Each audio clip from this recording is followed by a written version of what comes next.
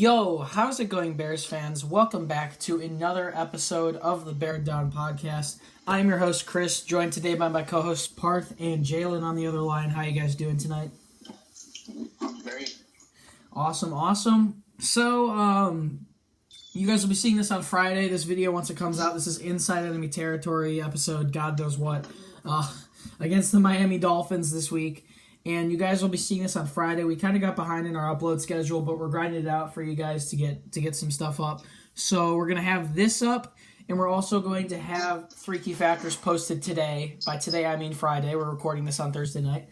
But those will be up tomorrow. So enjoy the double upload. You guys will be seeing this one first, probably fairly early in the morning, and then early afternoon, look for the other one to come out. But yeah, let's jump right into it.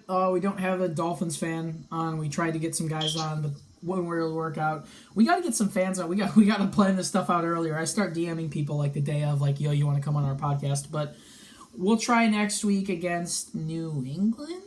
New England, I think. Patriots. Yeah, we'll definitely be able to find a Patriots fan that'll come on here and talk about the Patriots. There's a lot of yeah, there's a lot of them. Okay, yeah.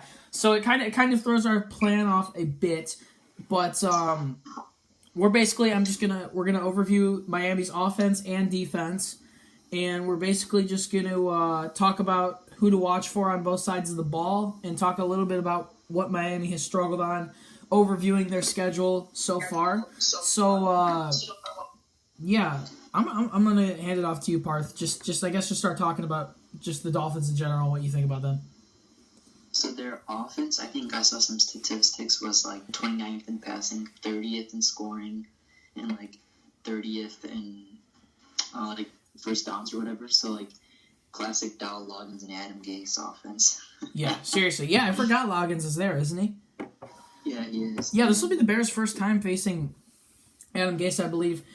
Just looking at the Titans, looking at the Dolphins' first couple games, they actually started off the season undefeated. They were 3-0.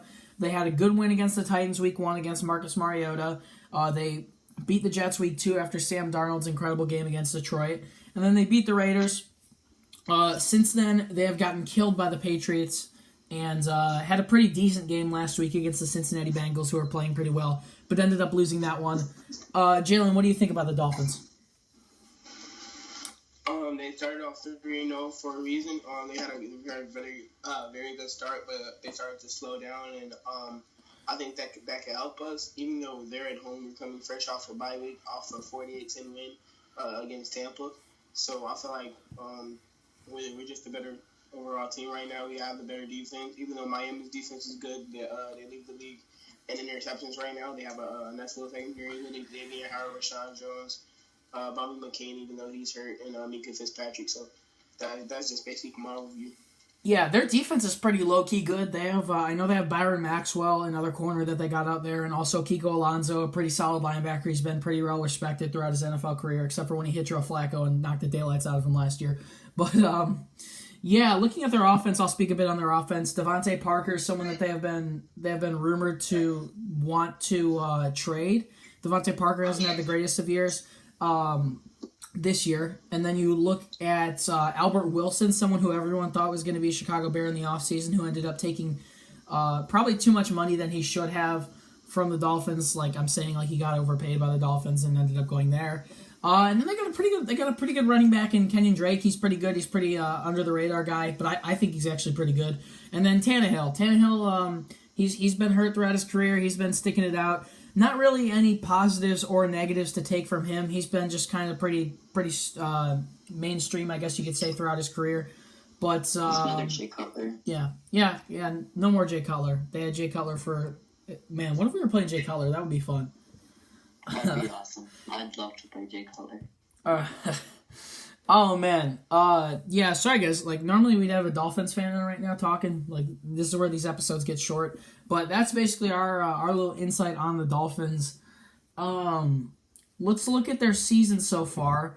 They had a good win against Tennessee. They had a pretty good win against the Jets. They held Darnold to.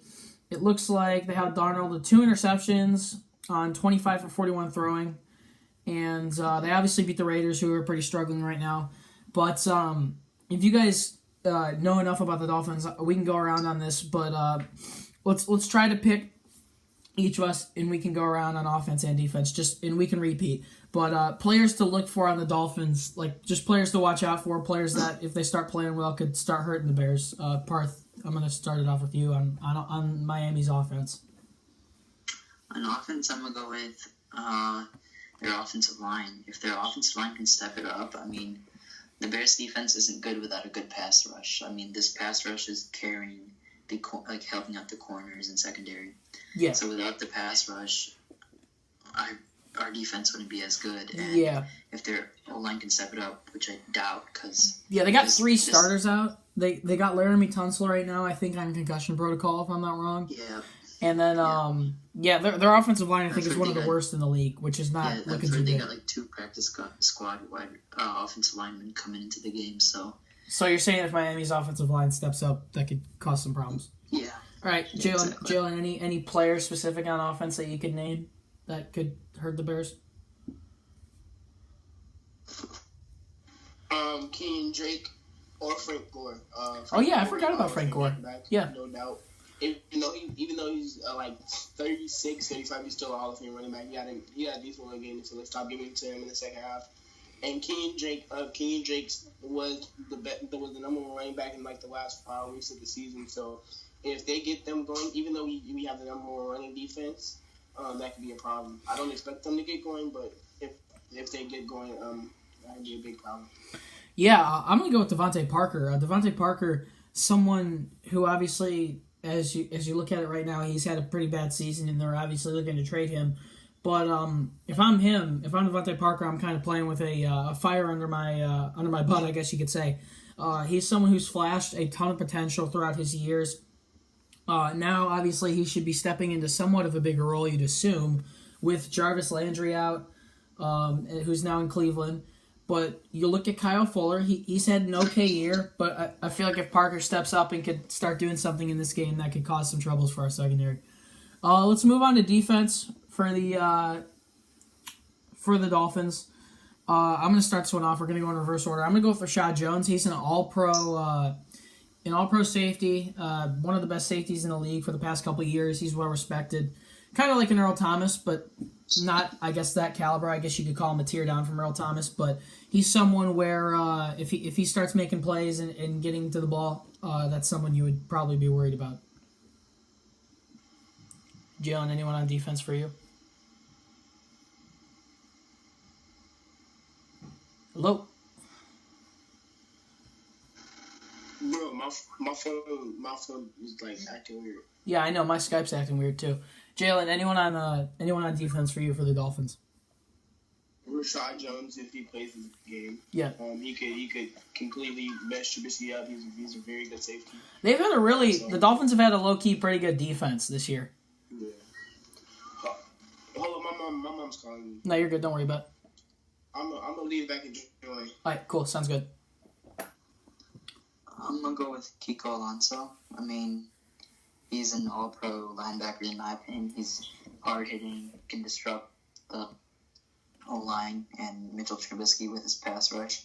We know Trubisky's not the best when he's blitzed. I mean, I've seen his stats when he has a clean pocket versus when he's rushed and hurried. It's a night and day difference. You're going to find a Trubisky who looks like a Hall of Famer.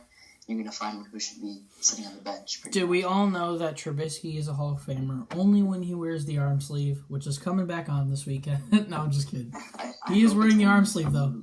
He is wearing the arm sleeve. It's like orange jersey with the... Oh, yeah.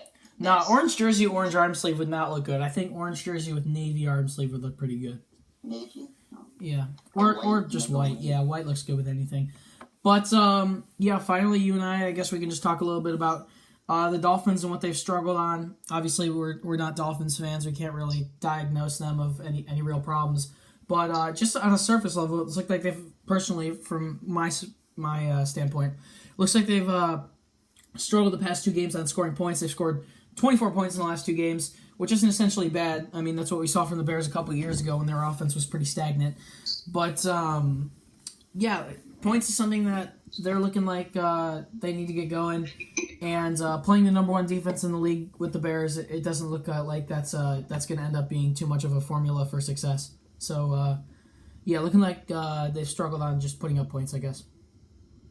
It's like more about staying consistent through all the quarters. I mean, like they put up a lot of points like the first half, and their offense completely slows down the second half. I mean, if in order to win a game, we know as Bears fans, you got to play all 4 quarters at week 1. Yeah.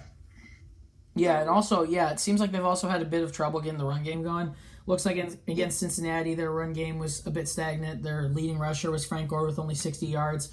Looking back at the other games as well, 1 second here, I'm pulling up stats. Going back to week 2 against the Jets, 53 yards. Against the Raiders, 64 yards. Against the Titans, 61 yards. So getting the run game is also something that they've struggled with, and I actually can account the Bears on that one too. We've also had some trouble getting the run going. But, yeah, anything else to add about the Dolphins? Let's see if their defense can stop Trubisky in this. Yeah, we'll see. So that's pretty much going to do it for this one, guys. Once again, I repeat, this is upload number 1 that you'll be seeing on Friday. Right after this, I'm actually going to stop this recording, and we're going to record 3 key factors right after this. But, yeah, that's pretty much going to do it. Fins up. Let's go. No, I'm just kidding. Yeah, that's going to do it for this one. What's up, Jaylen? We're just wrapping it up right now. But that's going to pretty much do it. That's going to do it for this episode of the Bear Down Podcast. I'm your host, Chris. Parth and Jaylen here. We're going to record 3 key factors right now. We're out here grinding for you guys. Follow us on social media at Bear Down, and you can follow all of our individual social medias. They're all in the description. Make sure you subscribe, like the video. See you in the next one.